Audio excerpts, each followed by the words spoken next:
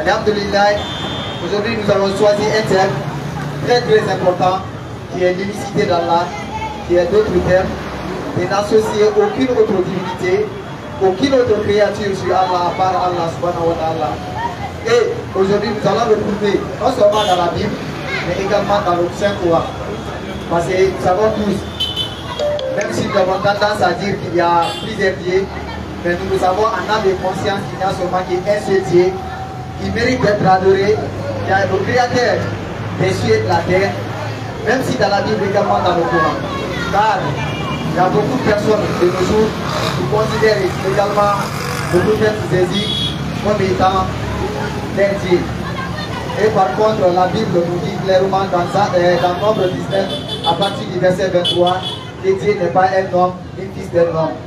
Alors, si Dieu n'est pas un homme et fils d'un homme, et nous savons, Jésus nous a clairement dit qu'il est un homme en disant, dans Jean 20, verset 17, vous cherchez à me faire mourir, moi, en tant qu'un être humain qui vous a dit la vérité que j'ai entendu de Dieu.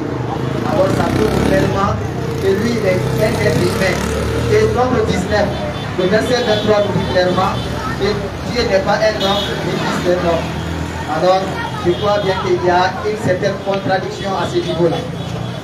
Au-delà de ça, nous avons aussi tant d'autres versets dans la Bible qui nous montrent clairement que Jésus n'est qu'un prophète, et un prophète émanant de la volonté de Dieu, et qui a toujours obéi à Dieu. Et il s'est toujours présenté dans cette forme-là. Quand il nous parle, que ce soit dans ses attributs, dans ses comportements, car dans la Bible, il n'y a aucune déclaration quelconque de Jésus-Christ dans la Bible où il déclare littéralement que je suis Dieu ou adorément. Ça n'existe pas.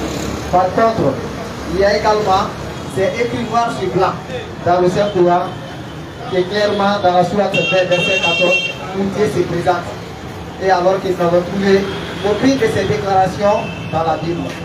Alors, au-delà de ça, dans Exode 20, verset 33, il est écrit que Dieu, on ne peut pas voir Dieu et vivre.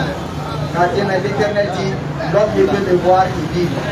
Alors, cela dit, on ne peut pas voir Dieu dans sa forme et vivre. Et par contre, il y a des apôtres, des prophètes en question, il y a des gens avec qui Jésus a passé la journée, il a dormi avec eux, il a fait beaucoup de choses avec ces personnes. Et en aucune part, ces personnes ont déclaré que Jésus était Dieu, ou Jésus a déclaré qu'il est Dieu. Alors au-delà de ça, nous avons également d'autres versets, tel que Marc 10, le verset 18, lui nous dit clairement que Dieu est seul d'être adoré. C'est-à-dire que c'est Dieu seul qui mérite d'être adoré. Et nous savons clairement ce qu'il y a un verset très clair dans la Bible qui peut au moins nous partager sur ces sujets, précision selon laquelle certains pensent que Jésus est Dieu. Car s'il y a quelqu'un qui est bien placé pour contredire, pour parler de Jésus, c'est Jésus lui-même. Et étant donné que Jésus a fait beaucoup de déclarations à son égard, et jusqu'à présent, nos frères continuent à croire que Jésus est Dieu. Et par contre, moi je pense que c'est une grande ignorance. Et en tant que musulmans, nous ne pouvons pas rester nos frères dans cette position sans que nous les informons et sans que nous leur donnons des informations susceptibles de les aider en fait de les appeler au sanctuaire de Dieu, au sanctuaire d'Allah, pour qu'ils puissent comprendre. Parce que chaque jour, toi, ce qui est plus grave dans la vie, toi qui passes toute ta vie à adorer, à obéir, à adorer quelqu'un dans ta prière, et lui-même il déclare dans la Bible, il dit clairement que le jour de la résurrection, beaucoup de personnes diront, Seigneur, nous avons chassé des démons par ton nom, nous avons chassé les démons par ton nom, nous avons prié par ton nom. Jésus va les répondre clairement que je ne vous ai point connu, quittez en moi vous qui commettez l'iniquité. Ça veut dire quoi tout simplement? Vous qui dites que Jésus est Dieu, lui-même vous déclare clairement que le jour de la résurrection, beaucoup d'entre vous vont dire, nous avons chassé des démons par ton nom, nous avons fait beaucoup de choses par ton nom, et au cas contraire, lui-même il va les répondre et les quitter devant lui, ceux qui ont commis l'iniquité. Au-delà de ça, mes frères et sœurs, partagez le direct. Nous savons très bien que dans la Bible, Jésus, les gens qui disent que Jésus est Dieu, Dieu, nous savons effectivement que Dieu est connaisseur de toutes choses. Dieu connaît toutes choses. Et très clair dans la Bible, il parle aussi dans Jean 11, verset 34. Jésus n'a même pas pu connaître l'endroit où a été enterré Lazare. Et c'est ce qui est plus grave, car la Bible nous dit que Dieu connaît tout, dans les sauts.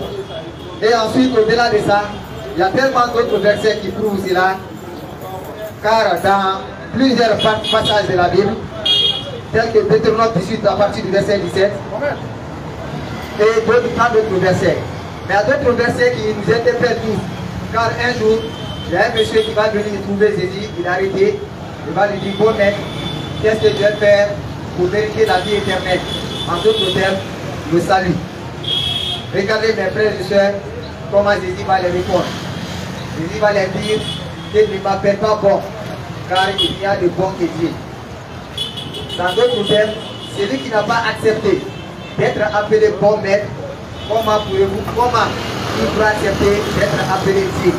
C'est un peu ridicule. Parce que lui-même n'a pas accepté d'être appelé maître. Bon, à plus forte raison d'accepter d'être appelé Dieu.